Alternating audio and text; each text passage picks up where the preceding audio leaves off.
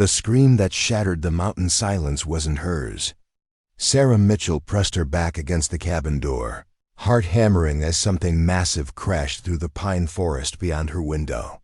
When the shadow of a man emerged from the tree line, blood streaking down his arm and fury carved into his weathered face, she knew her worst fears about living alone in Pine Ridge Valley were about to come true. She reached for the rifle above the mantle, hands trembling, expecting him to break down her door with violence. Instead, 3 soft knocks echoed through the cabin, followed by a voice rough as granite, yet strangely gentle, asking if she had any bandages to spare. What happened next would transform everything she thought she knew about monsters and miracles. Before we jump back in, tell us where you're tuning in from, and if this story touches you, make sure you're subscribed, because tomorrow, I've saved something extra special for you. The first snow of the season had arrived early to Pine Ridge Valley, blanketing the Colorado Territory in a silence so profound it seemed to muffle even thoughts. Sarah Mitchell stood at her kitchen window, watching the flakes drift past the glass like lost souls seeking shelter. At 26, she had already buried one husband and fled from another, carrying nothing but the clothes on her back and a fierce determination to disappear into the wilderness where no man could find her or hurt her again. The cabin she'd claimed sat at the very edge of civilization, where the town's authority ended and the untamed mountains began. It had belonged to an old trapper who died the previous winter, and the townspeople were happy to let her have it rather than venture so far from safety themselves. They whispered about her choice, calling it foolish for a woman alone, but Sarah preferred the honest dangers of nature to the calculated cruelties of men. She had learned to shoot straight, to trap rabbits, to preserve meat for the long months ahead. The isolation suited her wounded spirit. During the day, she worked with quiet efficiency, mending what the elements damaged, gathering what the forest provided.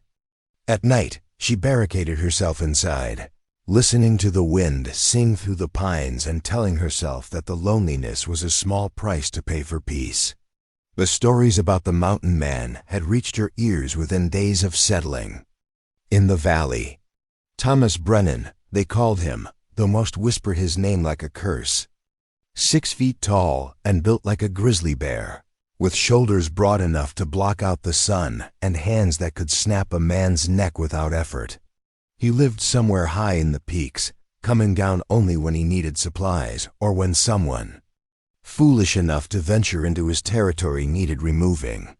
Doc Hayes had treated men who'd encountered Brennan on the mountain trails. Broken bones, they said. Concussions from being thrown against trees. One trader claimed Brennan had lifted him clean off his horse and hurled him into a creek for the crime of making too much noise near a deer trail. The stories grew with each telling, painting him as something barely human, a creature of rage and violence who'd chosen the mountains because civilized society couldn't contain his brutality. Sarah had seen him once from a distance, a massive figure moving through the trees with the fluid grace of a predator. Even from half a mile away, the sight had sent ice through her veins. She'd learned to time her trips to town carefully, avoiding the trails when fresh tracks in the snow suggested he'd passed recently. The rifle she kept loaded wasn't just for hunting anymore. That November evening, she was preparing a modest supper when the forest erupted into chaos. The sound came first, a splintering crash followed by an inhuman bellow of pain and rage that echoed off the mountainsides. Sarah dropped her wooden spoon, rushing to the window as more crashes followed, coming closer. Trees swayed and cracked as something enormous forced its way through the undergrowth, and she caught glimpses of movement in the failing light. Her blood turned to ice water when she realized whatever was out there was heading directly toward her cabin. She fumbled for the rifle, checking the load with shaking fingers as the sounds grew louder. A bear, perhaps, though she'd never heard one make such sounds. Or worse, men with violent intentions who'd finally tracked her to this remote corner of the world. The crashing stopped just beyond her clearing, replaced by labored breathing and what sounded like muttered curses. Sarah pressed herself against the wall beside the window, rifle raised, peering through the gap in the curtains. What she saw made her knees weak with terror. Thomas Brennan stood at the edge of her property, and he was even more intimidating up close than the story suggested. His dark hair hung past his shoulders, tangled with pine needles and debris. His face was a map of hard living, weathered by sun and wind, marked by a scar that ran from his left temple to his jaw. His clothes were rough homespun and leather, practical garments that had seen years of mountain living. But it was the blood that made her grip the rifle tighter. It streamed down his right arm, soaking his sleeve and dripping steadily onto the snow. His left hand pressed against his side, where more red stained his shirt. Whatever had happened in the forest, he was hurt badly. Sarah watched in fascination and horror as he swayed on his feet, clearly fighting to stay upright. She expected him to charge toward her door, to demand entry with threats and violence. Instead, he stood perfectly still for long moments, as if gathering himself. When he finally moved, it was with careful, deliberate steps toward her porch. The 3 knocks came soft and measured, almost polite. Sarah's finger trembled on the trigger as his voice reached through the thick wooden door, rough as gravel but lacking any menace.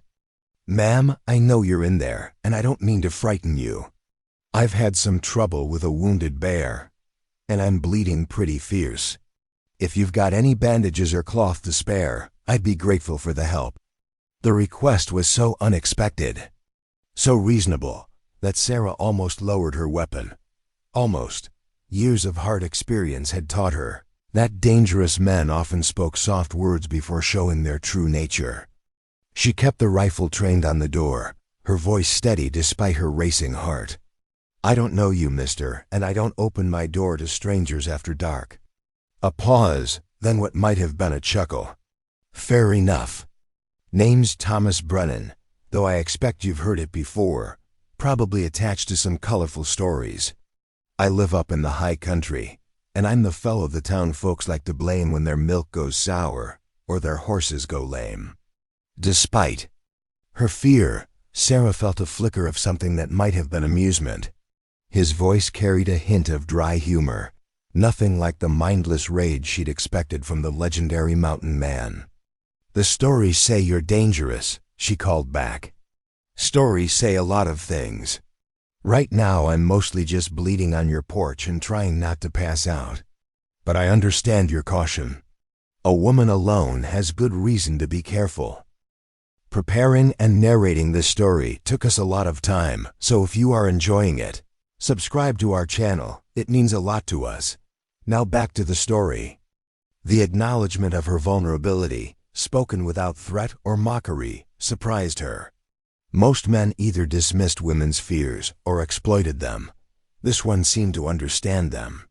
"What happened to you?" she asked, keeping her position. By the door. Came across a mother bear with cubs, already wounded by some fool's trap. She was in pain and scared, striking out at anything that moved. I tried to help her, got these scratches for my trouble, but she got free. She's fine, but I'm leaking like a broken bucket. The explanation rang true. Sarah had seen trapped animals before, knew how dangerous they became in their panic and pain. She also knew that most men would have simply shot the bear rather than risk injury trying to help it. The fact that Brennan had chosen to aid a suffering creature, even at cost to himself, suggested depths the stories hadn't mentioned. "Why should I trust you?" she asked, though her grip on the rifle had loosened slightly. "Because if I meant you harm, a locked door wouldn't stop me, and I wouldn't be standing out here asking politely for help. Because I could have taken shelter in the abandoned trapper's shack 2 miles back, but I saw your light and thought a woman might have medical supplies a rough old bachelor wouldn't. And because, ma'am, I'm fixing to bleed to death on your porch if I don't get some help soon. And that's going to make for an unpleasant morning for both of us." The last statement, delivered with such matter-of-fact weariness, finally tipped. The balance. Sarah could hear the exhaustion in his voice, the genuine need. Against every instinct screaming at her to stay hidden, she found herself stepping toward the door. "Step back from the entrance," she instructed. "I'm going to crack the door open, and I'll have a rifle pointed at you the whole time." "Understood." She heard his boots on the wooden boards, moving away from the door. With trembling fingers, she lifted the heavy bar that secured the entrance and eased the door open just enough to peer out. Thomas Brennan stood at the far edge of her porch, hands visible at his sides, making no threatening moves. Up close, she could see the true extent of his injuries. The bear had raked claws across his arm and side, leaving deep gashes that would need immediate attention. More importantly, she could see his eyes. They were gray as storm clouds, tired and pained, but utterly calm. There was no madness there, no barely contained violence. Just a man who'd been hurt helping an animal and needed assistance in return. "You really did try to help that bear," she said, statement rather than question. "Yes, ma'am. Got a soft spot for creatures in pain, I suppose. Always been my weakness." Something in the way he said it, with a self-deprecating gentleness that spoke of other kindnesses, other rescues, made Sarah's decision for her. She opened the door wider, though she kept the rifle ready. "Come in then. But slowly, and keep your hands where I can see them." Thomas Brennan stepped across her threshold. With the careful movements of a man who understood he was being granted a precious trust. Inside her small cabin, he seemed even larger, his broad shoulders and imposing height making the space feel cramped. But he moved with surprising grace, settling into the chair she indicated without being asked twice. In the lamplight, Sarah could see that he was younger than the stories suggested, probably only a few years older than herself. The weathering of his face spoke of hard living rather than age, and the gray in his hair came from sun and wind rather than time. His hands, which the tailies claimed could crush stones, held themselves carefully still as she approached with her medical supplies. "This is going to hurt," she warned, dampening a cloth with clean water. "I expect so. But I'm grateful for the kindness." As Sarah began cleaning his wounds, she found herself studying him more closely. His clothes, while rough, were clean and well mended. His hair was long, but had been recently washed. His fingernails were trimmed, his boots well maintained. Whatever else Thomas Brennan might be, he wasn't the savage beast the townspeople described. The bear's claws had torn deep furrows in his arm and side, but they were clean wounds that would heal properly with care. As she worked, he sat perfectly still, occasionally sucking in breath when she hit a particularly painful spot, but never flinching away or complaining. His stoicism impressed her, as did his obvious efforts not to make her uncomfortable with his presence. "You're handy with medical work," he observed as she began bandaging his arm with strips torn from an old sheet. "I've had practice," Sarah replied shortly, not wanting to explain about nursing her first husband through his final illness or tending her own injuries after her second husband's rages. Brennan seemed to hear something in her tone, because he fell silent, letting her work without further comment. When she finished with his arm and moved to his side, he held up his shirt without being asked, giving her access to the wounds while maintaining what modesty he could. The gesture was considerate, the action of a man mindful of propriety, even in difficult circumstances. The side wounds were shallower but longer, requiring careful cleaning and tight bandaging. As Sarah worked, she became aware of other scars. On his torso, old marks that spoke of a hard life in the wilderness. But there were no signs of the brawling and brutality the stories attributed to him. These were the scars of someone who worked with dangerous tools, who lived close to nature's hazards, who'd faced wild animals and harsh weather rather than picking fights with other men. "There," she said finally, stepping back to survey her. "Work. That should hold, but you'll need to change the dressings daily and keep them clean. Do you have medical supplies at your place?" "Some. Not much call for them usually." He lowered his shirt carefully, testing the tightness of the bandages. "This is fine work, ma'am. I'm in your debt." "It's nothing," Sarah said, though she felt a flush of pride at the compliment. "Just Christian charity. It's more than that, and we both know it. You took a risk helping a stranger, especially one with my reputation. That takes courage." Sarah busied herself cleaning up the bloody cloths and putting away her medical supplies, uncomfortable with his gratitude.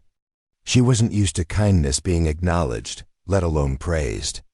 Most people took help for granted or, worse, saw it as a sign of weakness to be exploited. "The storm's getting worse," Brennan observed, glancing toward the window where snow now fell in thick sheets. "I should head back before the trail becomes impassable." "You can't travel in this," Sarah protested, surprising herself with the concern in her voice. "Not injured. You'd freeze to death before you made it a mile. I've traveled in worse weather, not bleeding and weakened. Don't be a fool." The sharp edge to her words seemed to amuse him. "You worried about me, ma'am?" "I'm worried about all my medical work going to waste when they find your body frozen in a snowbank come spring," she retorted, then immediately regretted her sharp tone. But Brennan just chuckled, a warm sound that filled the small cabin. "Fair point, but I can't impose on your hospitality. You've done more than enough." Sarah looked out at the swirling snow, then back at the man who'd challenged every assumption she'd made about him. The decent thing would be to offer him shelter for the night. The safe thing would be to send him on his way. She found herself caught between charity and caution, knowing that whatever choice she made would change something fundamental about her carefully ordered solitude.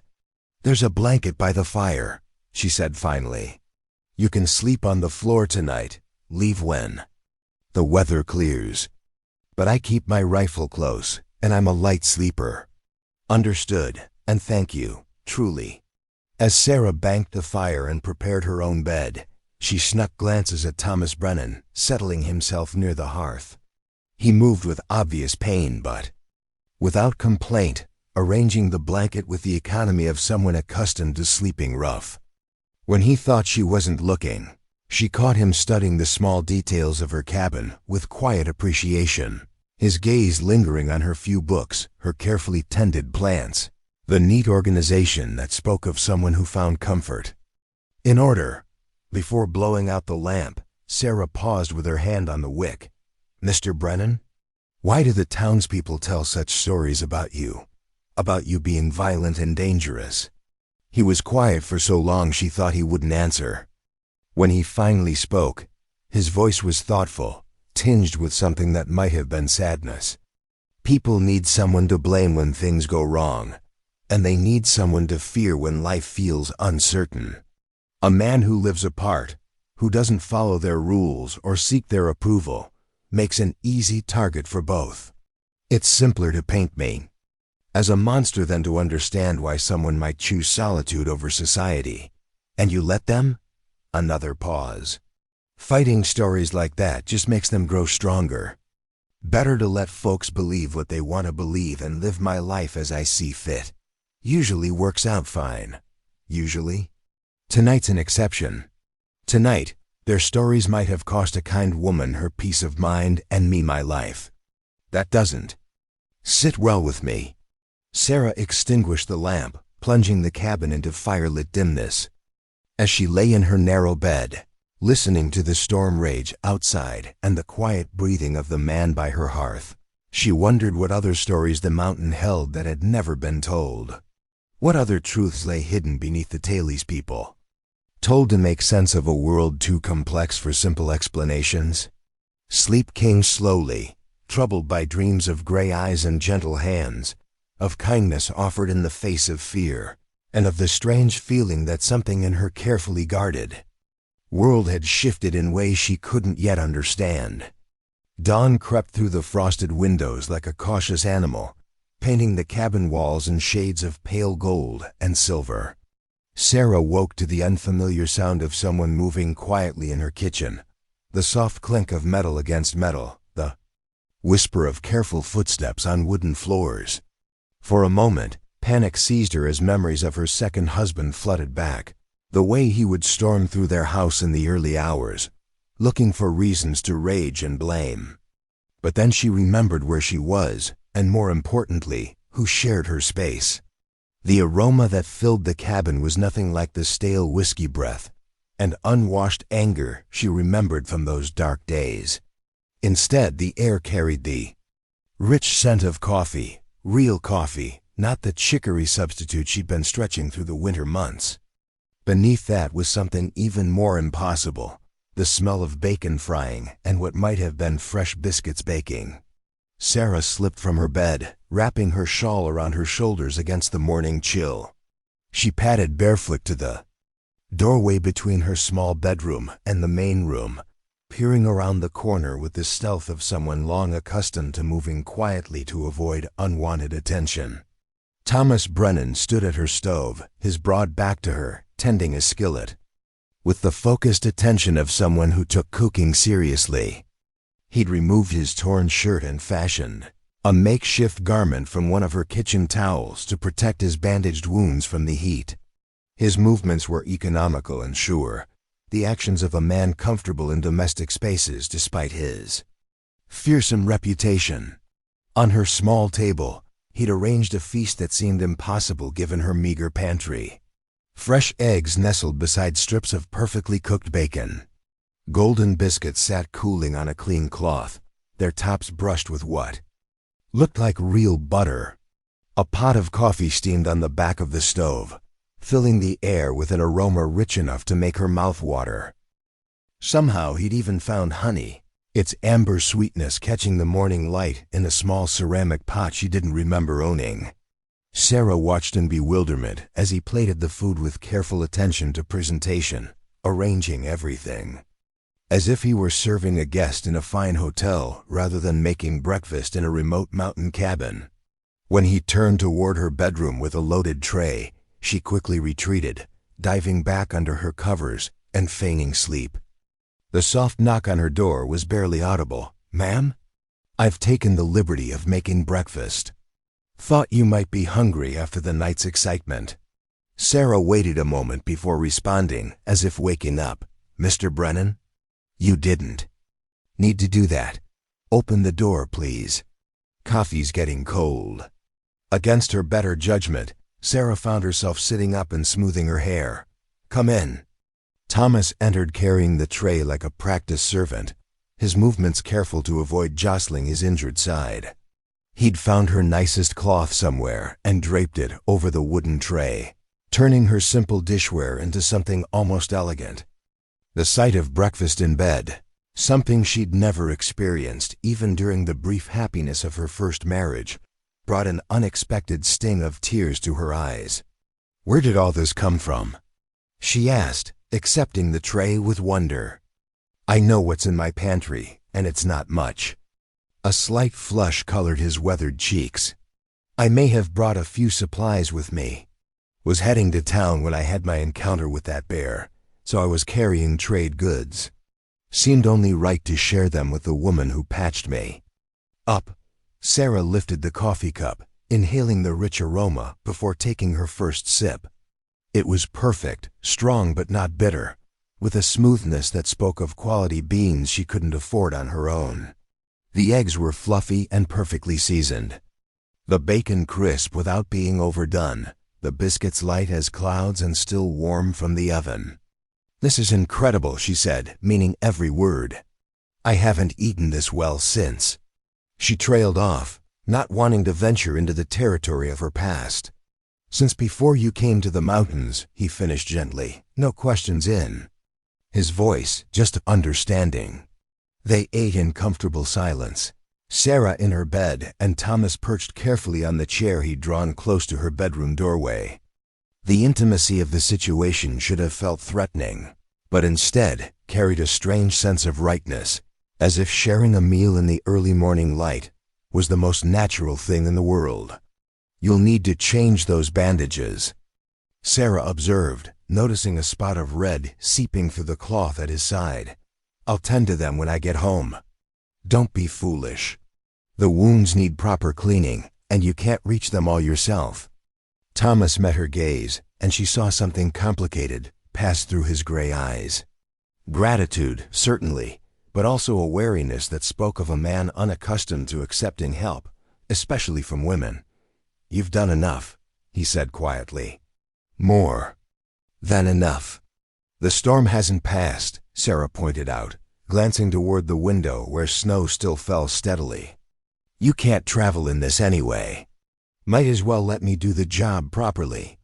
After breakfast, which Thomas cleared away with the same quiet efficiency he'd shown in preparing it, Sarah changed his dressings with professional competence. Wounds were healing cleanly, showing no signs of infection, but they were still too fresh for him to manage alone. "You've done this before," he observed as she worked. "The doctoring, I mean. You have a real skill for it." "My first husband was sickly," Sarah said shortly. "I learned by necessity. He was lucky to have someone who cared enough to learn properly." The simple statement, free of pity or false sympathy, touched something deep in Sarah's chest. He was a good man. He deserved good care. And the second one? The question was asked so quietly she almost didn't hear it.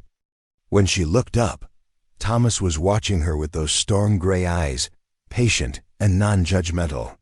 Something in his expression told her he already knew the answer, that her careful movements around him, her wariness of strange men, her isolation in the wilderness, had told their own story. "He wasn't," she said simply. Thomas nodded, accepting her brevity without pushing for details. "I'm sorry."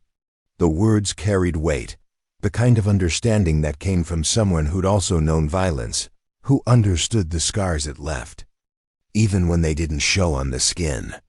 Sarah finished bandaging his wounds in silence, grateful for his restraint, for the way he offered sympathy without demanding her story in return.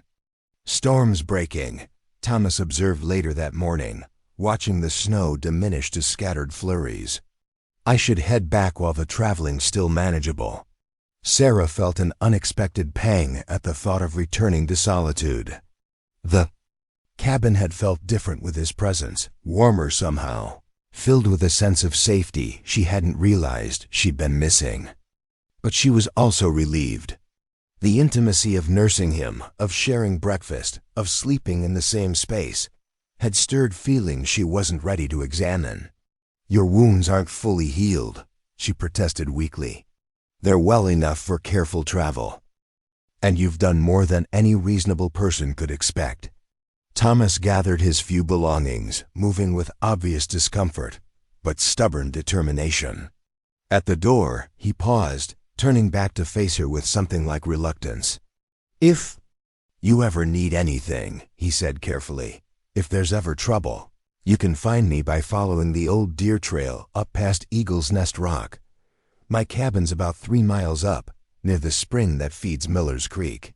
"Why are you telling me this?" "Because a woman alone up here needs to know she has options if things go bad.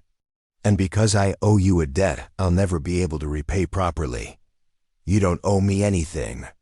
Thomas studied her face for a long moment, as if memorizing her features. "I owe you everything," he said quietly. "Most folks would have left me to bleed in the snow. You took a risk to help a stranger, and you did it with kindness and skill. That's not something a man forgets." After he left, walking carefully through the snow toward the high country, Sarah stood at her window watching until his broad figure disappeared among the trees. The cabin felt impossibly empty, as if his presence had filled spaces she hadn't known were hollow. She told herself it was just the contrast after sharing her solitude, that the feeling would pass once she returned to her normal routine. But as the days stretched into a week, then 2, Sarah found herself thinking about Thomas Brennan far more than was wise or proper. She remembered the gentle competence of his hands as he prepared breakfast, the way he'd moved through her kitchen, as if he belonged there, the careful respect he'd shown for her privacy and boundaries. Most of all, she remembered the look in his eyes when he'd spoken of debts and obligations, as if her simple act of medical care had meant more to him than she could understand. The loneliness, which had once felt like safety, now pressed against her like a living thing. She caught herself listening for footsteps that never came, watching the tree line for a familiar broad-shouldered figure who didn't appear. At night, she lay awake remembering the sound of quiet breathing by her fireplace, the sense of security that had come from not being completely alone in the wilderness. 2 weeks after the storm, Sarah woke to find fresh meat hanging from the hook outside her door. A haunch of venison, professionally butchered and wrapped in clean cloth, with no note or explanation. She knew immediately where it had come from, could almost picture Thomas Brennan making the careful journey down from his mountain home to leave the gift without disturbing her sleep. The gesture should have felt invasive, a presumption of connection she hadn't invited. Instead, it felt like consideration, like someone watching over her welfare without expecting anything in return. The meat was expertly prepared, aged to perfection, enough to keep her fed for weeks if she preserved it properly. 3 days later, she found a stack of split firewood beside her cabin, arranged with the same careful attention to detail she remembered from that morning's breakfast tray. The wood was perfect burning size, seasoned and dry, cut from the kind of hardwood that would burn long and hot through the coldest nights. Again, no note, no request for acknowledgement, just the quiet provision of something she needed. The gifts continued sporadically over the following weeks. Fresh fish cleaned and filleted, left in her cold storage pit. Wild berries carefully gathered and arranged in a basket she didn't recognize. Once, incredibly, fresh eggs and a small crock of butter that could only have come from a trading expedition to the lower settlements. Luxury she couldn't afford, but had mentioned missing during their brief breakfast conversation. Each gift was left with the same silent consideration, appearing like magic while she slept or worked in areas of her property where she wouldn't see him coming. Sarah began to realize that Thomas Brennan moved through the wilderness with a stealth that made the townspeople's fears more understandable. A man who could leave substantial gifts at her doorstep without ever being seen or heard was indeed someone to be reckoned with, though his intentions seemed to run toward protection rather than threat. Winter deepened its grip on Pine Ridge Valley, and Sarah found herself looking forward to each mysterious delivery with an anticipation that both thrilled and worried her. She was becoming dependent on his care, she realized, emotionally if not practically. The thought of him watching over her from the high country, ensuring she had what she needed to survive the harsh season, filled her with a warmth that had nothing to do with the improving quality of her firewood. One particularly brutal morning, when the wind howled like a living thing and the cold seemed to seep through every crack in her cabin walls, Sarah woke to find something unprecedented. On her doorstep sat a wooden box, roughly made but sturdy, filled with what appeared to be medical supplies. Real bandages, not torn cloth. Bottles of carbolic acid and other antiseptics. Packets of medicinal herbs she recognized but couldn't afford to buy. Even a small bottle of laudanum for serious pain, a luxury beyond the means of most frontier settlements. This time, there was a note, written in careful block letters on a scrap of brown paper. Thought you might have use for these. Your doctoring saved my life. Seems right, you should have proper tools for the work. Sarah held the note for a long time, studying the careful handwriting, the formal phrasing that couldn't quite hide the genuine sentiment beneath. She imagined Thomas Brennan trading furs and game at some distant settlement, carefully selecting each item in the box, thinking of her needs and skills with the same attention he'd shown to preparing her breakfast. The medical supplies were exactly what she would have chosen herself, if she'd had the money and access to make such purchases. Someone who understood the realities of frontier medical care had selected them. Someone who'd seen her work and recognized her competence. The gesture felt like recognition of her skills, validation of her worth in a way that made her throat tight with unexpected emotion. That night, Sarah sat by her fire holding the note and wondering what she was supposed to do with the feelings growing in her chest. She'd fled to the mountains to escape the complications of human connection, to find peace in solitude and self-sufficiency. Instead, she'd found herself bound to a man she barely knew by invisible threads of kindness and consideration, a connection that felt more real than anything she'd experienced in years of marriage and social obligation.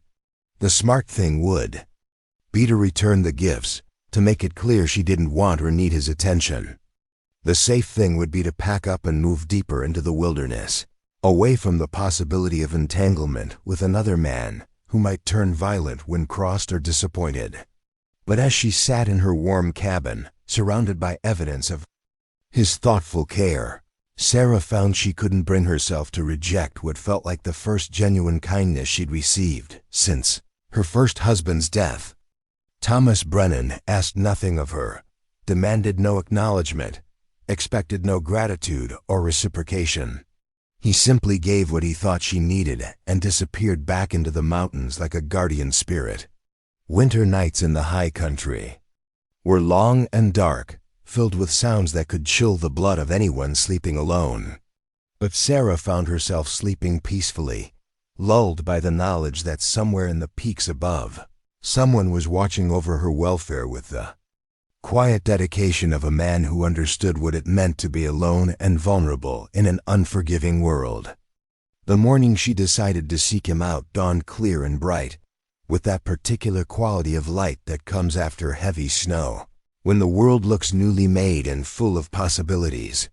Sarah had wrestled with the decision for days, torn between propriety and gratitude, between self-protection and the growing need to understand the man who'd become such an important presence in her life. She packed carefully for the journey up to Eagle's Nest Rock, carrying medical supplies in case his wounds needed tending, and a small offering of her own. She'd spent the previous evening baking bread, using some of the flour he'd left among his gifts, creating something to give back to the man who'd been so generous with his care. The trail up the mountain was treacherous with ice and snow, but Sarah had grown strong during her months in the wilderness, and her determination carried her through the worst sections. She found Eagle's Nest Rock without difficulty, a distinctive formation that jutted from the mountainside like a giant's perch. The deer trail beyond it was barely visible, more a suggestion than a path, winding up through pine and aspen toward the high country. Sarah followed the faint track for what felt like hours, second-guessing her decision with every step. What if he saw her approach as an invasion of his privacy?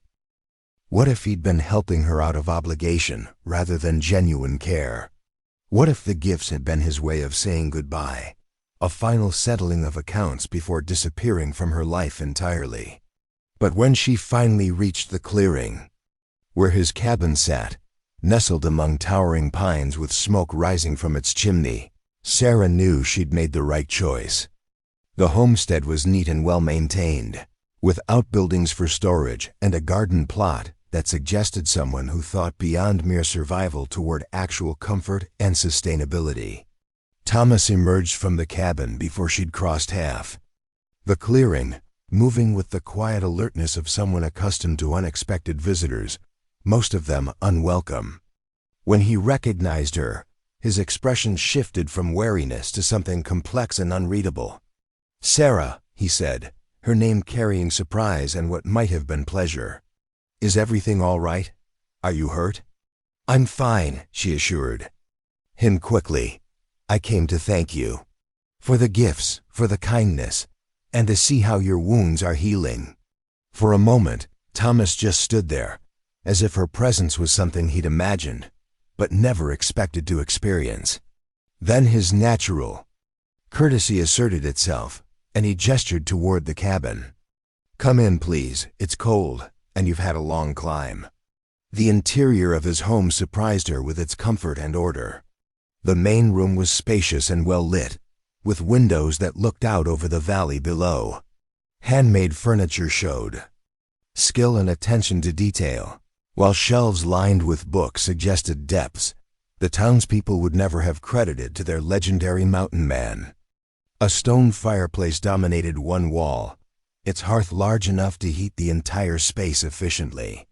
Everything was scrupulously clean and organized, from the kitchen area with its well-maintained pots and tools to the sleeping alcove visible through an open doorway. This wasn't the lair of a savage hermit, but the home of a man who'd chosen solitude without abandoning civilization entirely. "You have a beautiful home," Sarah said, meaning it. "Thank you. I've had time to make it comfortable." Thomas moved to the stove, his movements still careful of his healing wounds. "Coffee? I was just making some." As he prepared their drinks, Sarah studied him in his own environment. Here, surrounded by his possessions and the evidence of his skills, Thomas seemed more himself somehow, less guarded than he'd been in her cabin. His clothing was well made and properly fitted, his hair clean and tied back with a leather cord. The hands that handled the coffee service showed calluses from honest work, but also a gentleness that spoke of someone comfortable with delicate tasks. "Your wounds have healed well," she observed, noting the easier way he moved. "Thanks to your skilled care. I've never had injuries heal so cleanly or quickly." They sat at his handmade table, drinking coffee that was even better than what he'd prepared that memorable morning in her cabin. Outside the windows, the view stretched for miles across snow-covered peaks and valleys, a vista of wild beauty. That took Sarah's breath away. "I can see why you chose this place," she said softly. "Can you?" There was genuine curiosity in his voice, as if her understanding mattered to him. "It's peaceful, beautiful, and far enough from everything to think clearly." Thomas nodded slowly. "That's exactly why I came here. After the war, after everything that happened, I needed space to remember who I was underneath all the things I'd had to do and see." The mention of the war explained much about him, Sarah realized. The scars on his body, the way he moved with constant awareness of his surroundings, the skill with which he'd avoided detection during his gift-giving visits to her cabin. Thomas Brennan was a veteran, someone who'd seen violence and chosen peace, who'd found healing in solitude and honest work. "The townspeople don't understand," she said. "They don't need to. Their fear keeps them from bothering me, which suits everyone involved. But the stories they tell aren't true." "Some of them are," Thomas admitted. "I have broken bones and thrown men around when they've threatened animals or tried to steal from my traps. I've run off hunters who shoot everything that moves and leave carcasses to rot. The mountains have their own rules, and I enforce them when necessary. That's not the same as being a mindless brute." "No, but it's close enough for people who need simple explanations for complex situations." They talked through the afternoon, sharing stories of their pasts with a gradual opening that felt natural and safe. Sarah learned that Thomas had been a medic during the war, which explained his understanding of her medical supplies and his gentle care of his own wounds. He'd come west afterward seeking a place where his skills could be used for healing rather than patching men up to fight. Again, where he could live according to his own moral code without compromise. In return, Sarah found herself telling him about her marriages, about the difference between a man who died loving her and one who'd used love as a weapon. Thomas listened without judgment, offering understanding rather than advice, sympathy rather than pity. As the sun began to set, painting the snow-covered peaks in shades of pink and gold, Sarah realized she'd spent the most peaceful day she could remember in years. Here in Thomas's mountain sanctuary, surrounded by evidence of his competence and care, she felt more herself than she had since fleeing to Pine Ridge Valley. "I should head back," she said reluctantly. "The trail will be treacherous in the dark." "Stay," Thomas said quietly. "It's too dangerous to travel now, and there's a storm coming in from the west. You can see the clouds building over the high peaks." Sarah looked where he pointed and saw the telltale signs of weather moving in, the kind of mountain storm that could bury a traveler in minutes. Staying meant spending the night in his home, crossing boundaries of propriety that could never be uncrossed. "I have a spare room," Thomas added, understanding her hesitation. "You'll be safe and warm, and you can head down in the morning when the weather clears." The offer was made with the same careful respect he'd shown in her cabin, giving her space to refuse without pressure or persuasion. But Sarah found she didn't want to refuse. For the first time in longer than she could remember, she felt completely safe with a man, trusted him to keep his word and respect her boundaries. "Thank you," she said simply. "I'd be grateful for the shelter." That evening, as Thomas prepared another of his expertly cooked meals, and Sarah helped with easy familiarity, she realized something fundamental had shifted between them. The careful distance they'd maintained, the formal politeness that had marked their interactions, had given way to something warmer and more natural. They moved around his kitchen like partners who'd shared the space for years, anticipating each other's needs, working together with effortless coordination. The spare room Thomas provided was small but comfortable, with a real bed and clean linens that smelled of mountain air and pine. As Sarah settled down for the night, listening to Thomas moving quietly through his evening routine in the main room, she felt a contentment she'd forgotten was possible. For the first time since fleeing civilization, Sarah fell asleep feeling truly safe, protected not by isolation but by the presence of someone who'd proven his trustworthiness through actions rather than words. Outside, the storm Thomas had predicted began to build, but inside his sturdy cabin, warmth and peace reigned supreme. The storm passed in the night, leaving the world transformed beneath a blanket of pristine snow that sparkled like crushed diamonds in the morning sun. Sarah woke in Thomas's guest room feeling more rested than she had in months, her body relaxed in a way that spoke of deep, dreamless sleep undisturbed by the hypervigilance that usually plagued her nights. The cabin was warm and quiet, filled with the comfortable sounds of someone moving carefully through morning routines. When she emerged from the bedroom, Sarah found Thomas at his kitchen window, watching the sunrise paint the peaks in shades of rose and gold. He'd already started coffee and set out bread and preserves for breakfast, but he turned when he heard her footsteps, offering a smile that transformed his weathered features. "Good morning," he said, his voice carrying the quiet contentment of a man at peace in his own space. "Storm left us with quite a sight." Sarah joined him at the window, gasping at the view that stretched endlessly across snow-covered wilderness. From his elevated position, she could see for miles in every direction, a landscape so vast and beautiful it made her feel both insignificant and profoundly connected to something larger than herself. "It's breathtaking," she whispered. "You wake up to this every day. Every day's different. Sometimes it's all gray clouds and howling wind. Sometimes it's gold and pink like this morning. But it's always honest. The mountains don't pretend to be something they're not." There was meaning in his words that went beyond describing the scenery, and Sarah understood he was talking about more than just the view. In the wilderness, away from the complicated social structures and false politeness of town life, things were what they appeared to be. Kindness was kindness, danger was danger, and a person could trust their instincts without second-guessing the hidden motives behind every gesture. They shared breakfast in comfortable companionship, talking about practical things like the weather and the wildlife tracks visible in the fresh snow. But underneath the ordinary conversation, Sarah sensed currents of deeper feeling and awareness between them that had grown stronger overnight.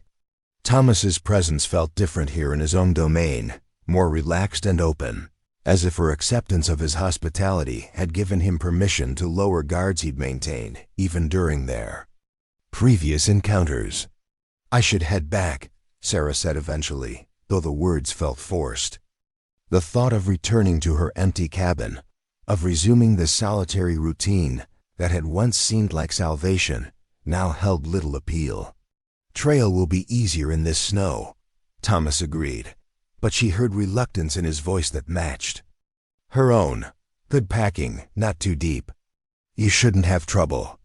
He insisted on walking her partway down the mountain, ostensibly to ensure she found the trail safely, but really, Sarah suspected, because he was as reluctant to end their time together as she was. They walked in companionable silence through the snow-muffled forest, their breath creating small clouds in the crisp air, their footsteps the only sounds in the winter stillness. At the halfway point, where the trail became clear and easy to follow, Thomas stopped. "From here you can see your cabin," he said, pointing through the trees to where a thin line of smoke rose from her chimney. "Fire's still burning good." Sarah looked where he indicated, seeing her home from this new perspective. It looked small and isolated from up here, a tiny outpost of human habitation in an ocean of wilderness. The sight should have comforted her, but instead it filled her with an unexpected melancholy. "Thank you," she said, turning to face him, "for everything. The shelter, the company, the kindness. I haven't felt so peaceful in a long time." Thomas's gray eyes studied her face with an intensity that made her heart quicken. "You're welcome anytime," he said quietly. "I mean that. This place gets lonely sometimes, and having someone who understands why I chose it, that means more than you might realize."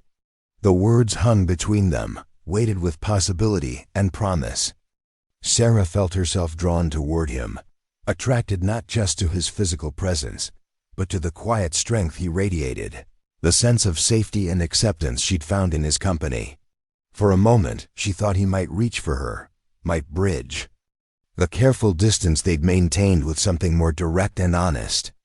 Instead, he stepped back, giving her space to choose her own path without pressure. "Safe travels," he said simply. "And remember, if you need anything, you know where to find me." The walk back to her cabin gave Sarah time to think about what was happening between them, about the feelings growing in her chest that she wasn't sure she was ready to acknowledge. Thomas Brennan was nothing like what she'd expected from the stories, nothing like the violent men who'd shaped her understanding of what it meant to be alone with someone stronger than herself. He was gentle where she'd expected brutality, considerate where she'd expected selfishness, patient where she'd expected demands. But he was still a man, and Sarah's experience with men had taught her that even the kindest could turn cruel when they didn't get what they wanted. The scars from her second marriage ran deep, creating reflexes of fear and distrust that reason couldn't entirely overcome. Part of her wanted to retreat from whatever was developing between them, to protect herself by maintaining the isolation that had brought her peace. Another part, growing stronger each day, wanted to trust what she was feeling, to believe that not all men were cut from the same cloth as the one who'd driven her into the wilderness. Thomas's actions over the past weeks had shown her a different model of masculinity, one based on protection rather than possession, on giving rather than taking.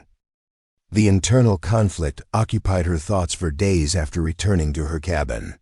She went about her normal routines mechanically, tending her animals, maintaining her equipment, preparing for the deepest part of winter that was still to come. But her mind kept drifting to Thomas's mountain sanctuary, to the peace she'd felt there, to the way he'd looked at her with something warmer than friendship, but more respectful than possession. A week later, she found another gift at her door, but this one was different from the practical offerings of food and firewood. Carved from a piece of beautiful mountain ash, it was a small figurine of a woman reading a book, the details so delicate and precise they must have taken hours of careful work. The woman's face was serene, lost in her reading, and there was something about the curve of her hair and the set of her shoulders that reminded Sarah of herself. The carving was accompanied by a brief note. "Saw you looking at my books. Thought you might like something to remind you that there's always another story waiting to be discovered." Sarah held the figurine for a long time, marveling at the skill required to create something so beautiful from a rough piece of wood. The gift spoke of patience and attention, of someone who'd observed her carefully enough to notice her interest in his library, who'd taken the time to create something personal and meaningful rather than simply useful. That night, She placed the carving on her bedside table where she could see it when she woke, a reminder that somewhere in the mountains above, someone was thinking of her with care and creativity.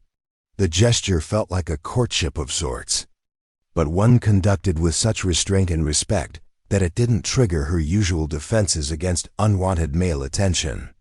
Winter deepened its hold on Pine Ridge Valley, bringing blizzards that lasted for days and temperatures that made venturing outside a dangerous proposition. Sarah's cabin became a fortress against the elements, sealed tight against the cold, heated by the excellent firewood Thomas had provided. During the worst storms, she would sit by her fire reading one of her few books while the wind howled outside, grateful for the warmth and safety, but increasingly aware of how empty the space felt without company. It was during one of these storms that disaster struck. Sarah woke in the middle of the night to the smell of smoke, not the familiar scent of her banked fire, but something acrid and wrong. Stumbling from her bed, she discovered that sparks from the fireplace had somehow ignited the wooden floor near the hearth. The flames were small but growing, and in the sealed cabin with its dry wood construction, they could quickly become deadly.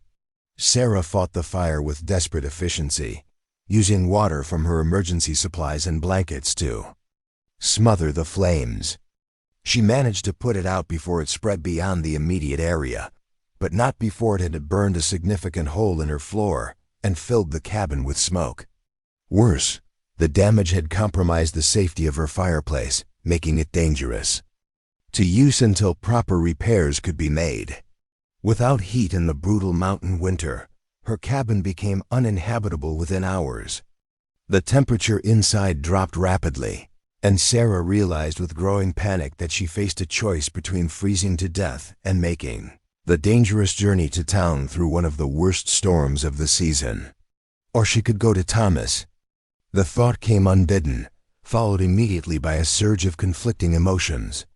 Pride warred with practicality, independence with the growing trust she felt for the man who'd shown her nothing but kindness.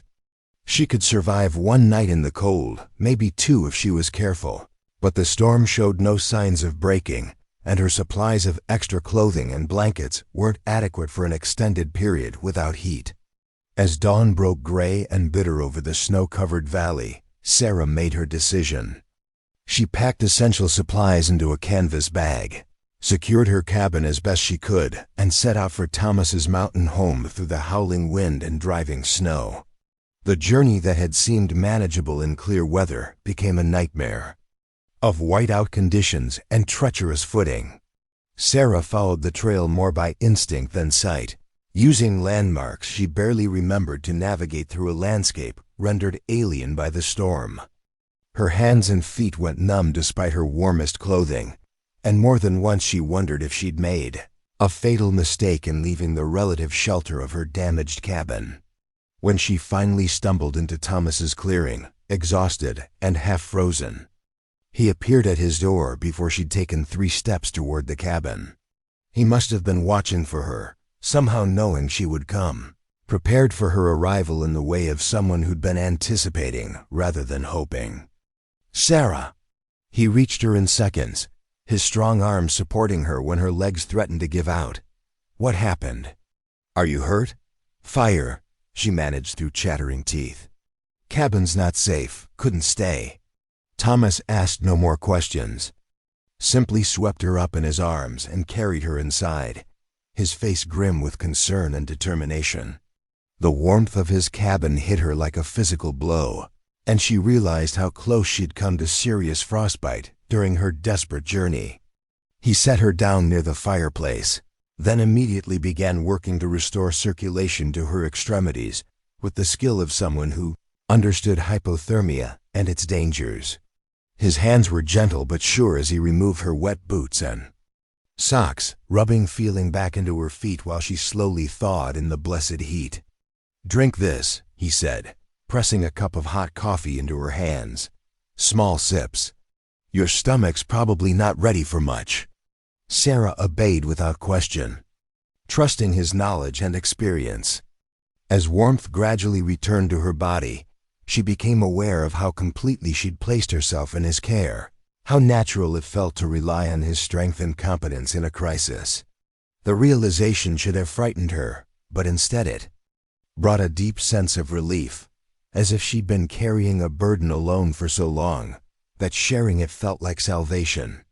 "Tell me about the fire," Thomas said once she'd stopped shivering and could speak normally. Sarah explained what had happened, how she'd managed to contain the damage but not prevent it from making her home temporarily uninhabitable. Thomas listened without interruption, his expression growing more serious as he understood the scope of the problem. "Floor damage I can fix," he said when she finished. "Might take a few days to do it properly, especially with this weather, but it's not complicated work. Real problem is making sure the fireplace is safe before winter's over." "I can't ask you to do that," Sarah protested. "It's too much, and I have no way to pay you properly for the work." Thomas was quiet for a long moment, studying her face with those storm-gray eyes. When he spoke, his voice was careful, as if he were choosing his words with unusual precision. "I have a proposition," he said. "Stay here until spring. Help me with the work around the place, the cooking and mending and such. I'll fix your cabin properly, make sure it's better than it was before. Come spring, you can decide if you want to go back to living alone or if you'd prefer to stay here permanent-like." The offer hung between them, loaded with implications that went far beyond simple practicality. Sarah understood that Thomas was proposing more than just a temporary arrangement, that he was giving her a chance to explore what was growing between them without pressure or commitment, a trial period that would let them both discover if what they felt could survive the intimacy of shared daily life. "Why?" she asked quietly. Thomas was silent for so long she thought he wouldn't answer. When he finally spoke, his voice was rough with emotion he was trying to control. "Because I've been alone for 5 years, and I never realized how alone. Until you showed up at my door that night during the storm. Because you're the first person in longer than I can remember who looked at me and saw a man instead of a monster. Because when you're here, this place feels like a home instead of just a hiding place." The honesty in his words took her breath away. Sarah looked around the cabin that had sheltered her, at the man who'd shown her nothing but kindness and respect, at the life he was offering without demanding anything in return except her presence and partnership. "And if I decide to leave in the spring, then I'll have had a few months of the best company I've ever known, and you'll have a cabin that's safe and warm for whatever comes next. No obligations, no expectations beyond what we choose to give each other." Sarah thought about her empty cabin below, about the lonely months stretching ahead toward spring, about the fear that had driven her into isolation and the trust that was slowly replacing it. She thought about Thomas's gentle hands and patient eyes, about the way he'd cared for her without asking for anything in return, about the peace she'd found in his presence. "All right," she said quietly, "until spring." The smile that transformed Thomas's features was worth every risk she was taking, every boundary she was crossing. For the first time since fleeing to the mountains, Sarah felt like she was moving towards something instead of just running away from it, choosing a future, instead of simply surviving the present. That night, as the storm raged outside and she settled into the guest room that was becoming familiar, Sarah realized she was no longer just surviving in the wilderness. She was beginning to live again, to hope again, to trust that not all risks led to pain, and that sometimes the greatest danger lay not in opening your heart, but in keeping it closed forever. The days that followed fell into a rhythm that felt both natural and revolutionary. Sarah had never experienced a domestic partnership based on mutual respect and genuine affection, had never known what it was like to share daily life with someone who valued her contributions and considered her comfort without being asked. Thomas was an ideal partner in ways she was still discovering.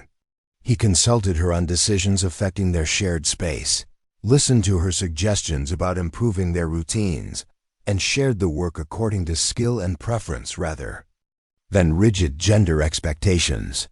When she proved to be a better cook than he was, he gladly ceded the kitchen to her direction. When he needed to repair equipment or work outside in the bitter cold, she handled the indoor tasks that kept their home running smoothly. More importantly, he never made her feel like a guest who was imposing on his generosity. He created space for her belongings among his own, asked her opinion on everything from meal planning to firewood management, and gradually shifted the pronouns in his speech from my cabin to our cabin with a naturalness that spoke of genuine acceptance rather than polite pretense. Sarah found herself relaxing in ways she hadn't thought possible, her hypervigilance gradually fading as Thomas proved day after day that he could be trusted with her safety, her comfort, and her fragile growing confidence. She began to sleep through the night without startling awake at every sound, to move through their shared space without constantly calculating escape routes, to believe that his kindness was genuine rather than a trap waiting to be sprung. Work of repairing her cabin began as soon as the weather permitted, with Thomas approaching the project with the same methodical competence he brought to everything else. But instead of working alone while she waited in comfort, he invited her to participate, teaching her skills she'd never had the opportunity to learn while patiently accepting her help with tasks suited to her smaller hands and different perspective.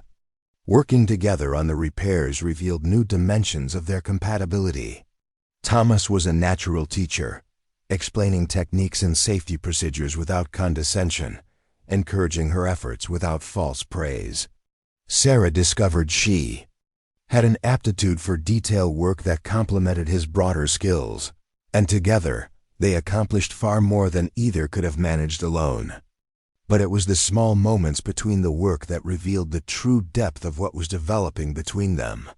The way Thomas would place his hand briefly on her shoulder when passing behind her, warm and reassuring without being presumptuous. The way Sarah found herself humming while she worked, her natural cheerfulness emerging from beneath years of careful guardedness. The way they would catch each other's eyes across their shared tasks and smile without needing words to communicate their contentment. Winter began its slow retreat as February gave way to March, and with the changing season came a new awareness between them. The formal politeness that had marked their early interactions had given way to the easy intimacy of partners who knew each other's habits and preferences, who could work together in comfortable silence or talk for hours about everything and nothing. Sarah began to realize that she was falling in love, not with the dramatic passion of her youth, but with something deeper and more sustainable, built on respect and compatibility and the gradual accumulation of shared experiences. Thomas was becoming essential to her daily happiness in ways that both thrilled and terrified her, his presence as necessary as food and warmth and safety. The moment she acknowledged her feelings, everything changed. Suddenly she was hyper-aware of his proximity when they worked together, of the strength in his hands when he helped her with heavy tasks, of the way his eyes lingered on her face when he thought she wasn't looking. The careful boundaries they'd maintained began to feel artificial, barriers to an intimacy they both wanted but were afraid to claim. It was Thomas who finally broached the subject of their future, choosing a quiet evening when they sat by the fire sharing coffee and the comfortable silence that had become precious to both of them. "Spring's coming," he said quietly, his voice carefully neutral. "Another month, maybe two, and the trails will be clear for regular travel." Sarah's heart clenched at the reminder that their arrangement had always been temporary, that she'd committed only until spring when travel became feasible again. But when she looked at Thomas, she saw not eagerness for her departure, but something that looked very much like dread. "Yes," she said carefully. "It is. Have you given thought to what you want to do? About your cabin? About where you want to be when the weather turns warm?" The question she'd been avoiding for weeks could no longer be postponed. Sarah looked around the cabin that had become home, at the man who'd become everything she'd never dared hope for, at the life they'd built together in the cold months of winter. "I don't want to leave," she said quietly, the words barely audible over the crackling fire. "I don't want to go back to living alone." Thomas went very still, as if afraid that moving might shatter the moment and take her words with it. "When?" He spoke. His voice was rough with emotion he was no longer trying to hide. "I don't want you to go either," he said. "These months with you have been the happiest of my life. I love having you here. Love the way you've made this place feel like a real home instead of just a refuge." They looked at each other across the space between their chairs, both afraid to move first, but unable to pretend any longer that what they felt was merely friendship or convenience. Finally, Thomas rose and crossed to her chair, kneeling beside it so they were at eye level. "I love you," he said simply. "I know it's too soon to say it. No, we haven't talked about what it means or what comes next, but I needed you to hear it before you make any decisions about staying or going." Sarah's eyes filled with tears she didn't try to hide, overwhelmed by the honesty in his voice and the careful way he'd given her the words without demanding anything in return. She reached out to touch his face, tracing the scar that ran from temple to jaw with gentle fingers. "I love you too," she whispered. "I never thought I'd feel this way again. Never thought I could trust someone enough to let them become so important to me." Thomas caught her hand and pressed it against his cheek, his eyes closing as if her touch was something he'd been craving for longer than he could say. When he opened them again, Sarah saw her own feelings reflected back at her, the wonder and gratitude and deep contentment of someone who'd found something precious they'd thought was lost forever. "Stay," he said simply. "Not just until spring, not just as a temporary arrangement. Stay and be my partner, my companion, the person I wake up next to every morning for the rest of our lives." "Yes," Sarah said, the word coming from someplace deeper than thought or calculation. "Yes, I'll stay." When Thomas kissed her, gentle and sure and full of promise, Sarah understood that she'd finally found what she'd been searching for without knowing it. Not just safety or companionship, but love in its truest form, built on respect and nurtured by kindness, strong enough to weather any storm that might come. Spring arrived in Pine Ridge Valley like a reluctant promise, bringing with it the first serious test of the life Sarah and Thomas had built together through the long winter months. The snow began its retreat from the lower elevations, revealing patches of brown earth and the tender green shoots of new growth, but also opening the trails that had kept their mountain sanctuary isolated from the outside world. Sarah first became aware of the change when she noticed fresh horse tracks near the creek that ran below their property. Someone had ridden up from the valley within the past day or two, close enough to their cabin to be scouting rather than simply passing through. The discovery sent a chill through her that had nothing to do with the mountain air, awakening fears she'd thought were safely buried beneath months of peace and security.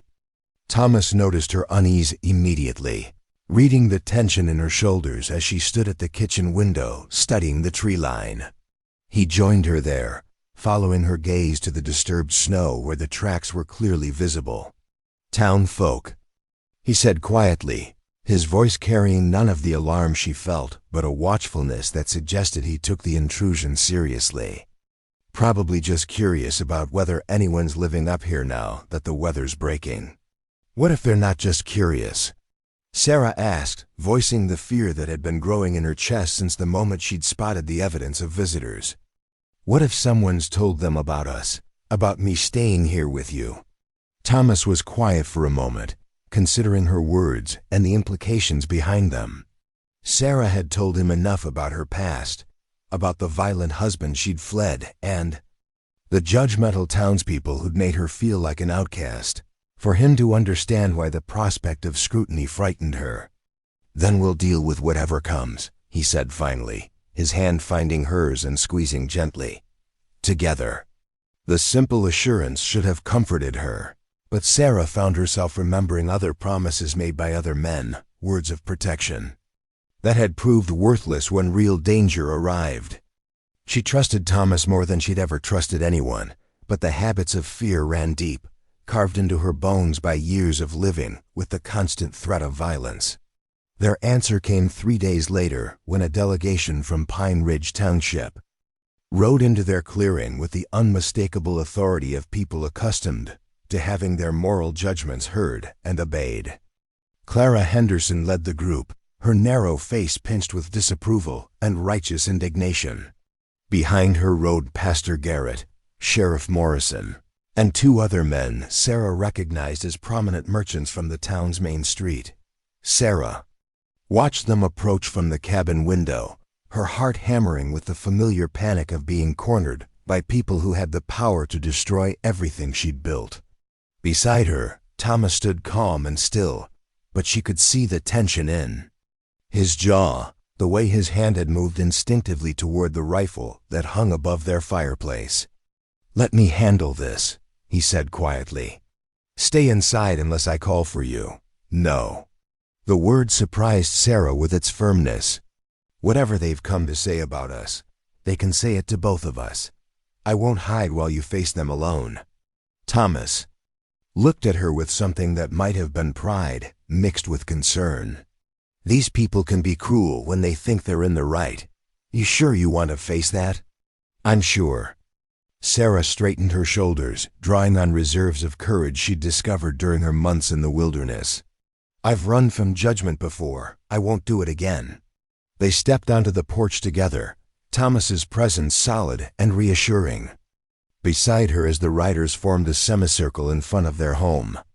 Clara Henderson dismounted first, her movements sharp with barely contained anger, followed by the pastor and the other men who arranged themselves like a tribunal preparing to pass sentence.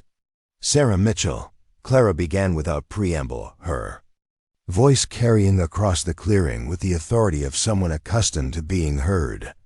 "We've come to discuss your situation here and to offer you the chance to return to proper Christian society before it's too late."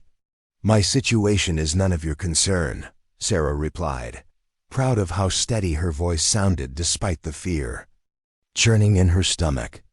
"Living in sin with a man of questionable character is everyone's concern," Pastor Garrett interjected, his face flushed with the fervor of righteous condemnation.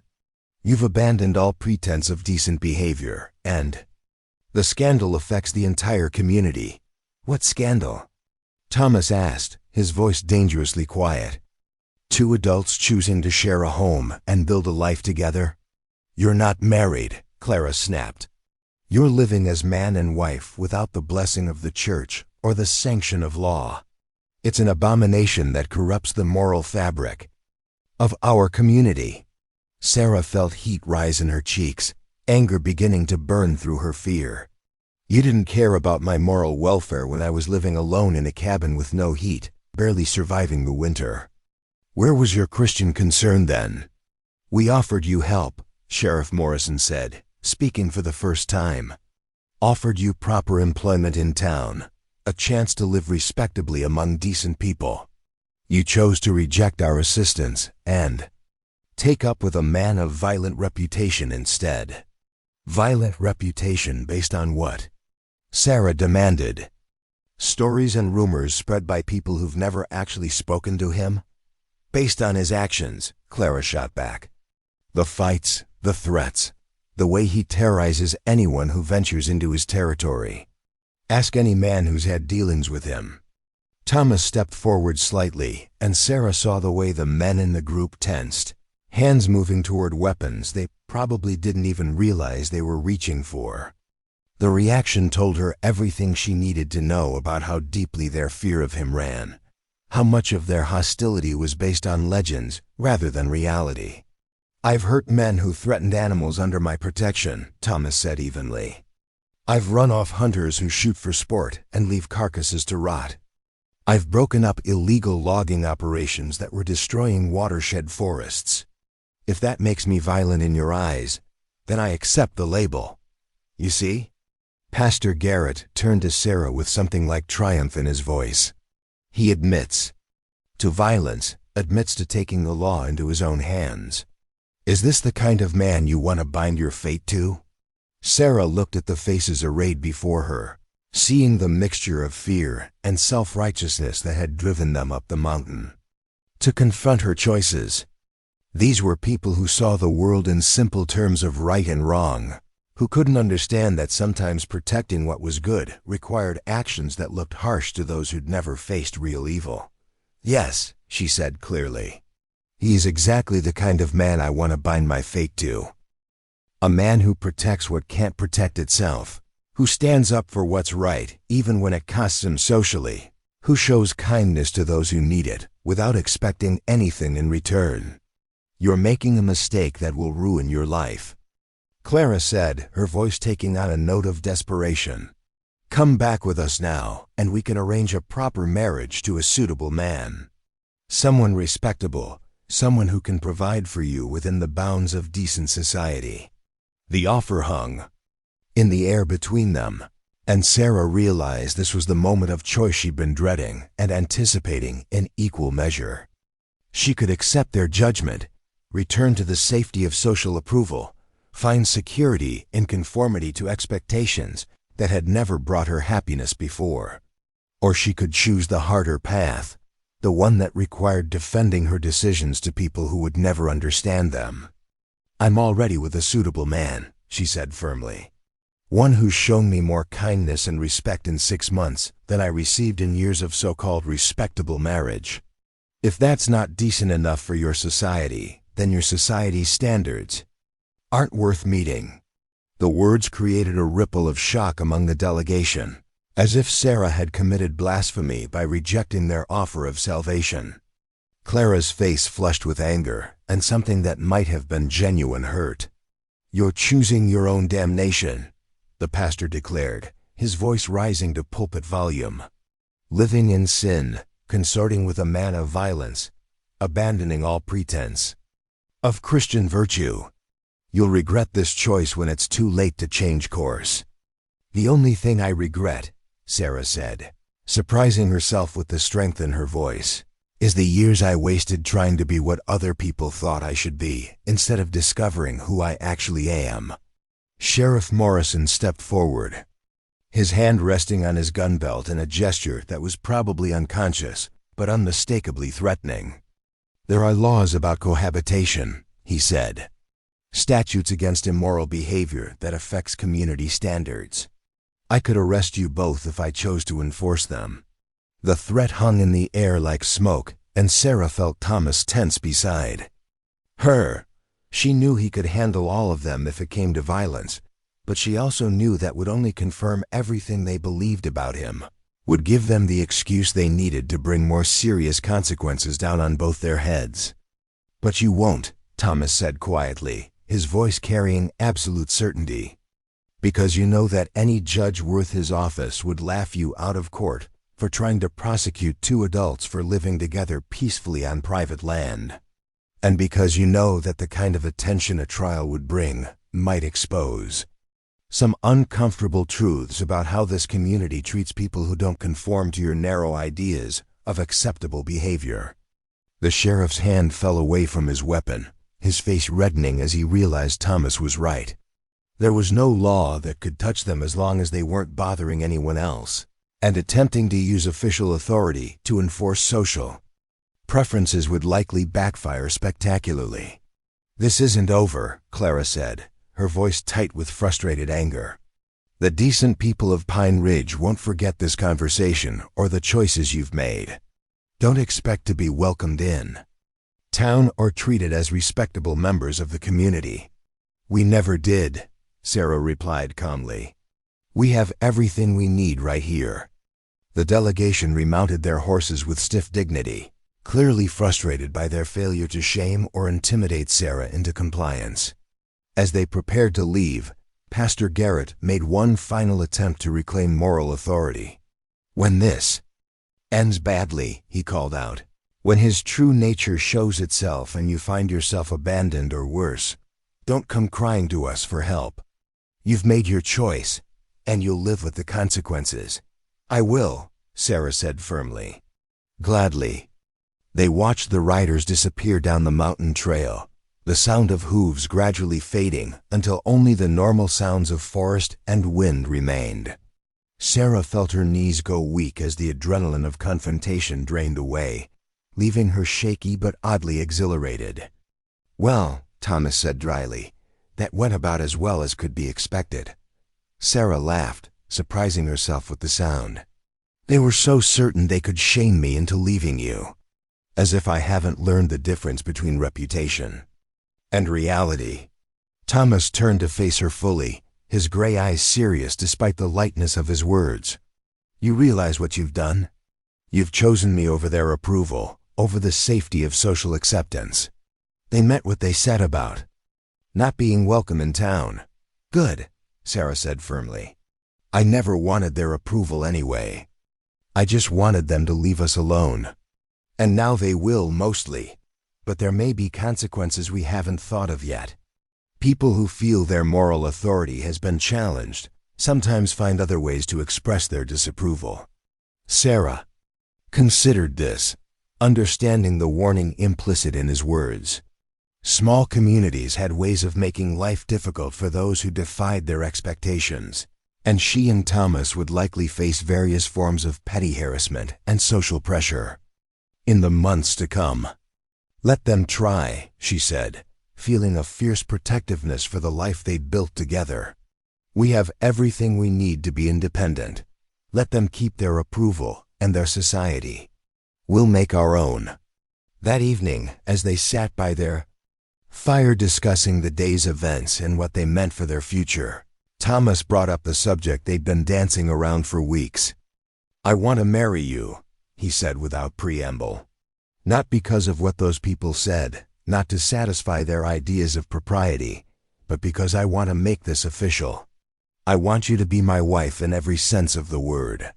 Sarah looked at him across the space between their chairs, seeing the sincerity in his face and feeling her heart swell with emotion that was becoming familiar but no less powerful for its frequency. "Yes," she said simply. "I want that too. We could ride to the next county, find a justice of the peace who doesn't know our business. Make it legal and binding without giving those sanctimonious hypocrites the satisfaction of performing the ceremony. Or," Sarah said thoughtfully, "we could marry ourselves." Thomas raised an eyebrow. "How do you mean?"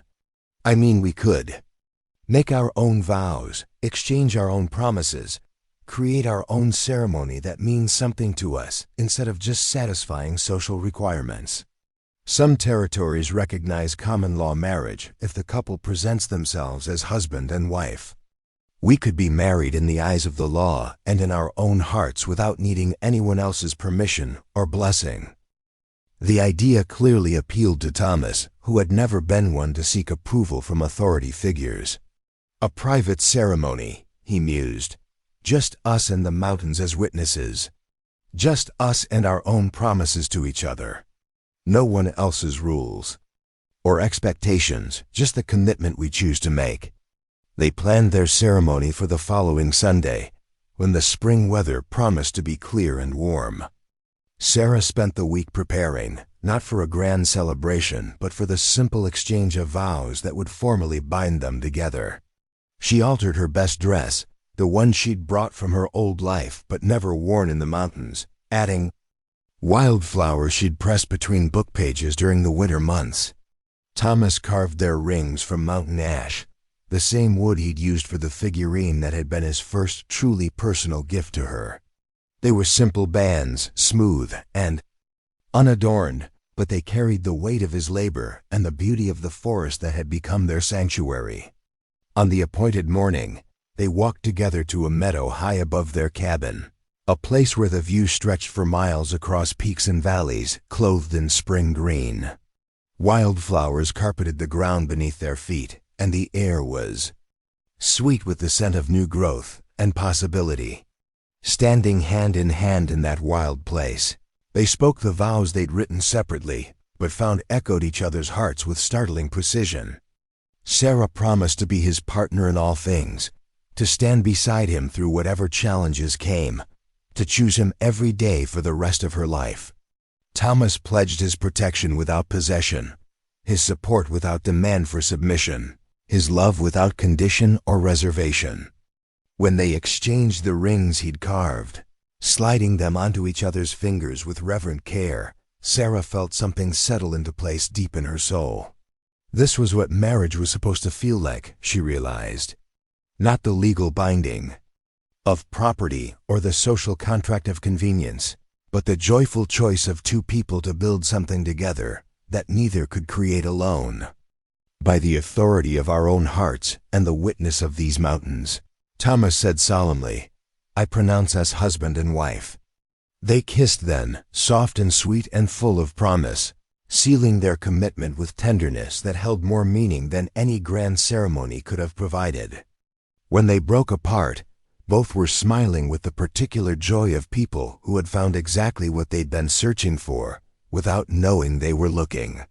The summer that followed was perhaps the happiest of Sarah's life. She and Thomas settled into married life with the ease of people who had been partners long before the formal ceremony made it official. Their days were filled with the satisfying work of improving their homestead, expanding the garden, building additions to the cabin that would accommodate the family they hoped to have someday. The townspeople kept their promise to ostracize them, refusing service in shops and crossing streets to avoid even accidental contact. But Sarah found she didn't miss their society as much as she'd expected. She and Thomas created their own community of two, supplemented by occasional visits from trappers and traders who respected Thomas's knowledge and appreciated Sarah's medical skills without judging their unconventional arrangement. Word of their marriage, conducted without church or legal authority, scandalized Pine Ridge even further, but it also seemed to settle something in the minds of those who might have continued to see Sarah as a fallen woman in need of rescue. They were married now, by their own lights if not by social convention, and that gave their relationship a legitimacy that even their harshest critics couldn't entirely dismiss. As autumn painted the mountains in shades of gold and crimson, Sarah realized she was carrying their first child. The news filled them both with wonder and anticipation, though it also brought practical concerns about medical care and the challenges of raising children in such an isolated location. We'll manage, Thomas assured her when she voiced her worries. You're the most capable woman I've ever known, and I've learned enough field medicine to handle most emergencies. Our child will be born into love and safety, and that's more than many children get even in town. Sarah believed him, trusting his steady competence and her own growing confidence in their ability to handle whatever challenges arose. They spent the winter preparing for the baby's arrival, Thomas crafting the cradle with the same careful attention to detail he brought to all his woodwork while Sarah sewed tiny clothes and gathered the supplies they would need. Their daughter was born on a clear February morning, arriving with the quiet efficiency that seemed to characterize everything in their mountain life.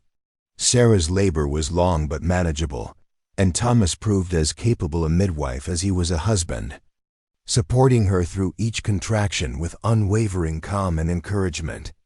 When little Elizabeth finally made her appearance, red-faced and squalling with indignation at the cold mountain air, Sarah felt her heart expand in ways she hadn't known were possible. Holding her daughter while Thomas looked on with wonder and pride, she understood that this was what she'd been meant for all along. Not the constrained domesticity of town life, or the desperate solitude of her early mountain days, but this perfect balance of love and partnership and purpose. She's beautiful, Thomas whispered, touching the baby's tiny fist with one gentle finger. Perfect. She is, Sarah agreed, marveling at the miracle they'd created together. Our little mountain princess. As Elizabeth grew through her first months, Sarah found herself happier than she'd ever dreamed possible. Their daughter was healthy and bright, developing with the robust vitality of a child born into fresh air and unlimited space. Thomas proved to be a devoted father, as patient with diaper changes and midnight feedings as he was with everything else that required care and attention. The townspeople's attitude toward them shifted subtly with the baby's arrival. Whatever moral objections they might have to Sarah and Thomas's unconventional marriage Few could maintain their hostility in the face of an innocent child. When Elizabeth developed a fever during her 6th month, Doc Hayes made the journey up the mountain without being asked, treating the baby with professional competence while carefully avoiding any comment on her parents' lifestyle choices.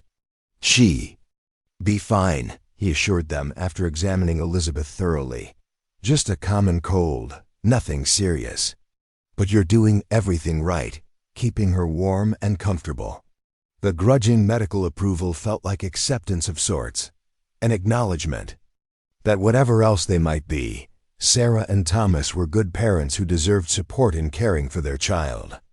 As Elizabeth's first birthday approached, Sarah reflected on the extraordinary journey that had brought her to this place of contentment.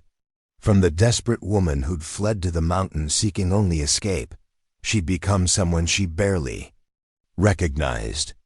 A confident homesteader, a skilled partner, a devoted mother, a woman who knew her own worth and refused to accept less than she deserved. Standing on their porch one autumn evening, watching Thomas play with their daughter in the meadow behind their cabin, Sarah felt a deep gratitude for the choices that had led her here. The path hadn't been easy, had required courage she'd had to discover within herself, but it had brought her to exactly where she belonged. Thomas looked up from the game he was playing with Elizabeth, catching Sarah's eye and smiling with the contentment of a man who had found his place in the world. He said something that made their daughter giggle, then scooped her up and headed toward the cabin as the sun began to set behind the peaks. "Time for supper," he called, his voice carrying the warm satisfaction of a man heading home to the people he loved most. Sarah held the door open for them, watching her husband and daughter enter the home they'd built together through love and determination and the courage to choose happiness over safety. As she followed them inside, closing the door against the mountain chill, she knew she was exactly where she was meant to be. Outside, the wind sang through the pines with the voice of freedom itself, carrying no threats or fears, but only the promise of tomorrow and all the days that would follow. In the warmth of their cabin, surrounded by the evidence of the life they'd chosen to build together, Sarah Thomas Brennan smiled and began preparing dinner for her family, grateful beyond words for the mountain man who'd brought her breakfast. In bed that first morning and every morning since, proving that sometimes the most fearsome legends hide the gentlest hearts. 5 years had passed since Sarah first stumbled through a blizzard to Thomas Brennan's door, and the woman who emerged from their mountain cabin on this crisp October morning bore little resemblance to the frightened, broken soul who had once expected violence from every man she encountered. Her movements were confident and purposeful as she hung laundry on the line behind their home, pausing occasionally to watch their 3 children playing in the meadow that stretched toward the pine forest. Elizabeth, now a spirited 4-year-old, with her father's storm-gray eyes and her mother's determined chin, was teaching her younger brother James the proper way to stack stones for a pretend cabin.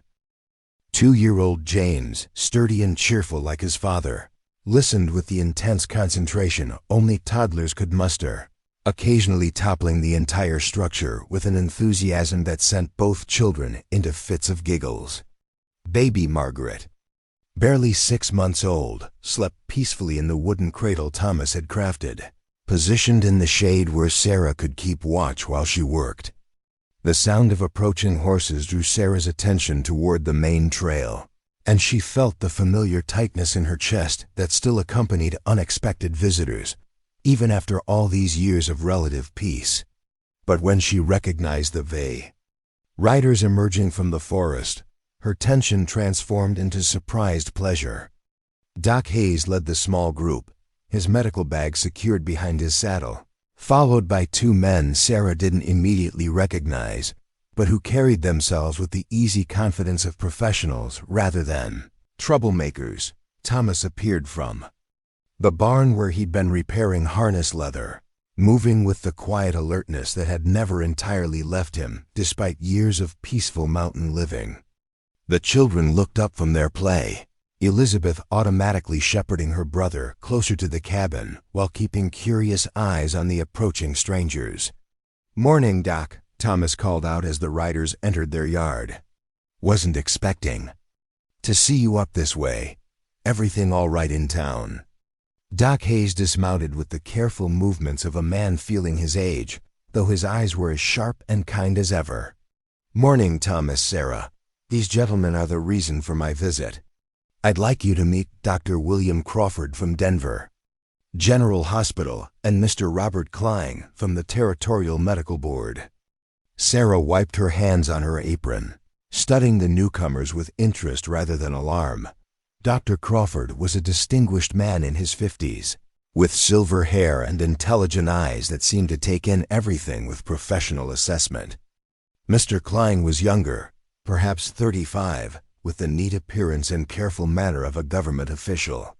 "Pleasure to meet you both," Thomas said, extending his hand to each man in turn. "What brings you to our corner of the mountains?" Dr. Crawford accepted the handshake with genuine warmth. "We've come because of stories, Mr. Brennan. Stories about remarkable medical work being done in these hills by someone with no formal training, but extraordinary natural skill." Sarah felt a flush creep up her neck, understanding suddenly why. These men had made the difficult journey to their remote homestead. Over the past several years, word had somehow spread about her unofficial medical practice, the way she'd tended injuries for trappers and traders, delivered babies for isolated settlers, and treated illnesses with a combination of book learning and intuitive understanding that had saved more than one life. "I'm not a real doctor," she said quickly. "I just help when people need it, when Doc Hayes is too far away to reach in time." "That's exactly what we'd like to discuss," Mr. Klein said, his tone formal but not unfriendly. "The territorial government is establishing new guidelines for medical practice in remote areas, and we're seeking qualified individuals to serve as official medical practitioners where traditional doctors aren't available." Doc Hayes stepped forward, his expression carrying a mixture of pride and advocacy that touched Sarah's heart. "I've reviewed several cases Mrs. Brennan has handled over the past few years. Her diagnostic skills are remarkable, her surgical technique is sound, and her success rate rivals that of physicians with decades of formal training." "That's very kind," Sarah began, but Dr. Crawford interrupted with a gesture. "May we sit and discuss this properly? We have a proposition that could benefit not just you, but everyone in this region who currently lacks adequate medical care." They gathered on the wide porch Thomas had built during their second year together, the children playing quietly nearby while Sarah served coffee and the fresh apple cake she'd been planning for their own dinner. As the men talked, she found herself drawn into a conversation that would have seemed impossible during her early days in the mountains. The Territorial Medical Board, Dr. Crawford explained, was facing a crisis common to frontier regions everywhere. Qualified doctors were reluctant to establish practices in remote areas where the population was sparse and the pay uncertain. Meanwhile, people were dying from treatable conditions simply because no trained medical help was available within reasonable traveling distance. "We're proposing a new category of medical practitioner," Mr. Klein said, consulting notes he'd pulled from his jacket pocket. "Frontier medical specialists, individuals with demonstrated competence who would receive official recognition and support from the territorial government." "What kind of support?" Thomas asked, his protective instincts clearly engaged as he evaluated what this might mean for his wife and family. "Medical supplies provided at cost through government channels," Dr. Crawford replied. "Access to continuing education materials and periodic consultation with certified physicians. Most importantly, legal protection for your practice and official recognition of your authority in medical matters." Sarah listened to the conversation with growing amazement. The idea that her informal medical work could become something official, something recognized and supported by legitimate authority, seemed almost too good to be true. For years, she'd worried about the legal implications of practicing medicine without formal training, always careful to present herself as merely providing first aid rather than actual treatment. There would be requirements, Mr. Klein continued. Detailed record keeping, periodic examinations by certified physicians, adherence to established protocols for common conditions. But based on what Dr. Hayes has told us about your work, we believe you're already meeting or exceeding most of those standards. What made you think of me for this? Sarah asked, genuinely curious about how her reputation had reached government. Attention. Doc Hayes smiled, settling back in his chair with the satisfaction of a man about to tell a favorite story. Remember the Miller family crisis last spring? When their youngest came down with what looked like appendicitis, but you recognized it as a twisted bowel and managed the condition until I could get there for surgery. Sarah nodded, recalling the frightening case that had tested every bit of her medical knowledge and intuition. I wrote up that case for the Territorial Medical Journal, Doc Hayes continued. Described the diagnostic process, the treatment decisions, the successful outcome. It attracted attention from physicians across the territory. And when Dr. Crawford started looking for candidates for this new program, my case study put you at the top of his list. The revelation that her work had been documented and published, that she'd gained professional recognition she'd never sought, left Sarah speechless for several moments. She looked at Thomas, seeing pride and encouragement in his expression, then at her children playing in the meadow, thinking about what this opportunity might mean for their future. I'd like to think about it, she said finally. Discuss it. With my husband, consider what it would mean for our family. Of course, Dr. Crawford said. This isn't a decision to make lightly, but I hope you'll seriously consider it. The territory needs people like you, people with the skill and dedication to serve others, even when it's difficult or inconvenient. After the visitors left, promising to return in a week for Sarah's decision, she and Thomas spent long hours discussing the implications of the offer. The recognition and support would be valuable, allowing her to help more people more effectively, while protecting her from legal challenges to her practice. But it would also mean greater responsibility, formal obligations that would tie them more closely to territorial authority than they'd ever been before. What do you want to do? Thomas asked as they sat by their fire that evening, the children. Finally asleep after an exciting day of meeting important visitors. I want to say yes, Sarah admitted. Not for the recognition or the official status, but because I could help more people. With proper supplies and legal authority, I could establish a real medical practice, maybe even train others to provide basic care in outlying areas. Thomas nodded thoughtfully. It would mean more visitors, more people knowing about us and coming here for help. Our quiet life might not be so quiet anymore. Are you worried about that? Not worried, exactly. But I want to make sure you understand what you'd be taking on. Once word spreads that there's an official medical practitioner in these mountains, people will come from hundreds of miles away. Our home will become something like a hospital, and you'll be on call day and night. Sarah considered his words, understanding the truth in them. She'd already experienced some of that pressure in her informal practice, but official recognition would amplify it enormously. People who might hesitate to seek help from an unofficial healer would feel confident approaching a government-recognized medical specialist.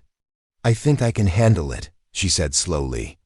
And I think it's what I'm meant to do. I've never felt more useful or more fulfilled than when I'm helping people who have nowhere else to turn. Then we'll make it work, Thomas said simply. We'll build whatever facilities you need, organize our lives around your practice, do whatever it takes to support this calling of yours. The certainty in his voice, the immediate acceptance of a decision that would dramatically change their lives, reminded Sarah why she'd fallen in love with this extraordinary man. He didn't see her ambitions as threats to his own importance or comfort, but as opportunities to build something meaningful together. When Dr. Crawford and Mr. Klein returned the following week, Sarah was ready with her answer and a list of requirements that showed she'd thought seriously about the practical implications of their offer. She would need a proper medical facility. Something larger and better equipped than the corner of their cabin where she currently saw patients. She would need guarantees about the quality and reliability of supply deliveries to their remote location. Most importantly, she would need assurance that her authority would be respected by other territorial officials, that she wouldn't face interference from men who might question a woman's fitness for medical practice. All reasonable requests, Dr. Crawford assured her. The territorial government is prepared to provide construction funds for a proper clinic, and I personally guarantee that any official who questions your authority will answer to me. The formal ceremony that made Sarah an official frontier medical specialist took place the following month, with representatives from the territorial capital making the journey to their mountain home for the occasion. It was a small gathering, compared to the formal installations Sarah had heard about in Denver and other major cities, but it carried profound meaning for everyone present. Standing on the porch of the cabin where she'd found love and purpose, surrounded by the family and friends who'd supported her journey from broken refugee to confident healer, Sarah felt a deep sense of completion. The certificate they presented was just paper and official seals, but it represented something much more significant: recognition that her skills and dedication had value, that the life she'd built in these mountains mattered to people far beyond their isolated valley. The clinic construction began immediately, with Thomas leading a crew of local men who'd benefited from Sarah's medical care over the years. They built it near the main cabin, but separate enough to provide privacy for patients and family alike. A sturdy log structure with large windows for good light and modern conveniences like running water and proper ventilation. As word of the official medical facility spread, patients began arriving from increasingly distant locations. Sarah treated everything from routine injuries to complex medical conditions, building a reputation that extended far beyond the mountain communities she'd originally served. Her patient files grew thick with cases that would have challenged physicians with decades more formal training, and her success rate remained remarkably high. The work was demanding and sometimes overwhelming, but Sarah thrived on the challenges and the satisfaction of making a real difference in people's lives. Thomas proved an invaluable partner, managing the practical aspects of running what had essentially become a frontier hospital, while maintaining their family life and his own. Work as a guide and outfitter for travelers through the mountain passes. Their children grew up surrounded by the constant flow of people seeking help, learning compassion and service from parents who never turned away anyone in genuine need. Elizabeth showed early signs of inheriting her mother's medical intuition, often assisting with patient care in ways that amazed visiting physicians. James developed his father's mechanical aptitude, crafting ingenious solutions for medical equipment problems with tools and materials available in their remote location. The transformation of their quiet mountain retreat into a bustling medical center attracted attention from unexpected quarters. Newspaper reporters made the difficult journey to write stories about the woman doctor in the mountains, painting romantic pictures of frontier medicine that bore little resemblance to the often harsh realities of Sarah's daily work. Medical schools began sending students for practical training under her supervision, recognizing that her experience with frontier conditions provided education unavailable in traditional hospital settings. Through it all, Thomas remained her constant support and anchor, the steady presence that made everything else possible. He handled the visitors who came seeking sensational stories rather than medical care, protected their families' privacy when reporters became too intrusive, and ensured that their home remained a place of love and peace, despite the constant demands of her growing practice. One evening in late autumn, as they sat together after an especially busy day that had brought 3 emergency cases and a difficult delivery, Sarah found herself reflecting on the extraordinary journey that had brought them to this point. "Do you ever regret it?" she asked Thomas, watching him carve wooden toys for Christmas gifts while she updated patient records. "The quiet life we gave up, the privacy we lost, The way everything became so complicated? Thomas looked up from his carving, considering her question with the same thoughtful attention he brought to everything important. "Never," he said finally.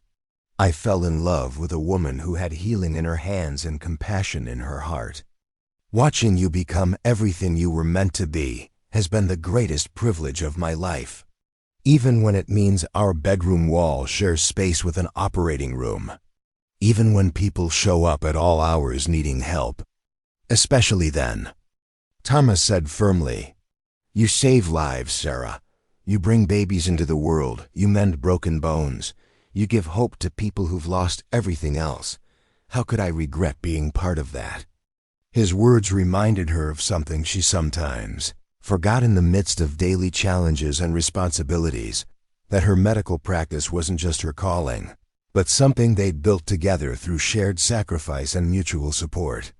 Thomas had given up his hermit's peace to help her create something larger than either of them could have achieved alone.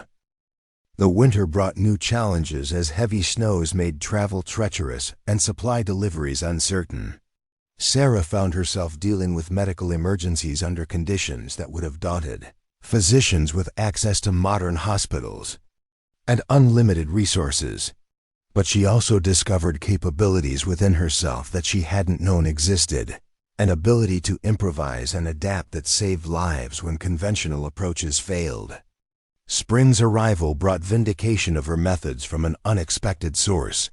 Dr. Crawford returned for his annual inspection of her practice, this time accompanied by colleagues from medical schools in San Francisco and Chicago who'd heard about the innovative techniques being developed in the Colorado mountains. "Remarkable," Dr. Harrison from Chicago murmured as he reviewed Sarah's patient files. "Your mortality rates are actually lower than most urban hospitals, despite working with much more primitive conditions." "It's not primitive," Sarah corrected. Gently, "It's just different.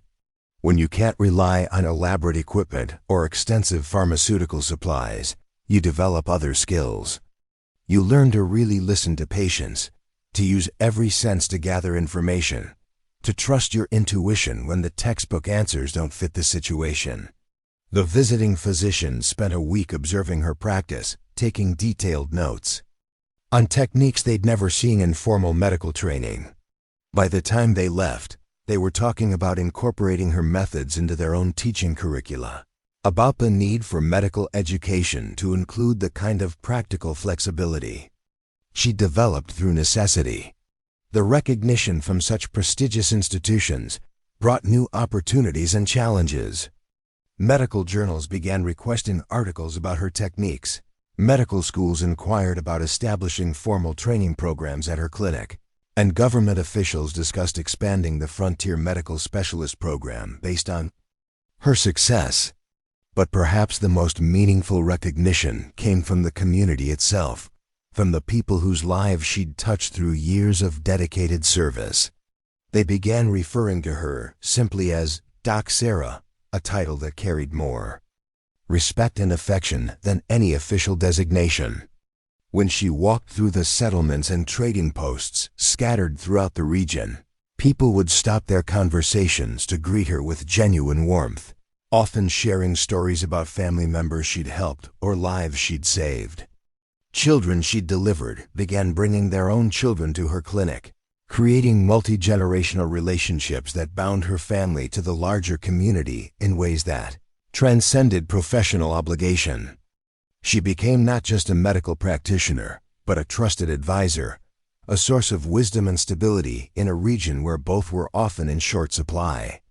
As their youngest child began school and Sarah approached her 40th birthday, she found herself contemplating the legacy she wanted to leave. The medical practice had grown beyond anything she'd imagined when she first accepted the territorial appointment. But more important than its size or reputation was its impact on the people it served. "I want to train others," she told Thomas. One evening as they planned for the coming year, establish a formal program to teach frontier medicine, create a network of trained practitioners who can serve remote communities throughout the territory. Thomas smiled, recognizing the vision that lit up her voice when she talked about expanding her mission. You want to create an army of doctors like yourself. Not doctors like me, exactly. But people who understand that medicine is about more than just technical knowledge, that healing requires compassion and creativity and the willingness to do whatever it takes to help someone in need. The training program they developed over the following year attracted students from across the territory and beyond, drawn by the opportunity to learn practical skills unavailable in traditional medical schools. Sarah taught them not just medical techniques but the art of building trust with frightened patients, the importance of adapting treatments to available resources, and the satisfaction of serving communities that had been forgotten by more conventional practitioners. The program's success brought attention from the highest levels of territorial government, including a visit from the territorial governor, who wanted to personally thank Sarah for her contributions to public health. The ceremony he arranged was far grander than anything she would have chosen for herself, but she accepted the recognition gracefully, understanding that it represented acknowledgement not just of her own work, but of the importance of frontier medicine in general. Standing before the assembled crowd of officials, colleagues, and community members, Sarah reflected on the remarkable journey that had brought her to this moment. The frightened woman who'd once expected violence from every man she encountered had become someone who commanded respect from government officials and medical authorities throughout the region. But more importantly, she had found purpose and fulfillment beyond anything she'd imagined possible during those dark early days in the mountains. The life she'd built with Thomas, the family they'd raised together, the community they'd served, and the legacy they were creating represented everything she'd never dared hope for when she first fled civilization, seeking only safety and solitude. That evening, as the official visitors departed and the excitement of the day settled into peaceful normalcy, Sarah walked through the clinic that had become the center of their transformed world. In the main treatment room, moonlight streamed through windows Thomas had positioned to provide optimal light for surgical procedures. The supply cabinets held medications and equipment that would have seemed impossible luxuries during her early years of informal practice. The patient beds, built by Thomas's skilled hands and fitted with mattresses donated by grateful families, offered comfort and dignity to people who might otherwise have suffered without care. But beyond the physical facilities, the clinic represented something even more valuable, proof that one person's commitment to serving others could create ripples that extended far beyond anything originally imagined. The students she'd trained were establishing their own practices throughout the territory. The techniques she'd developed were being taught in medical schools across the country, and the model of compassionate frontier medicine she'd pioneered was inspiring similar programs in other regions.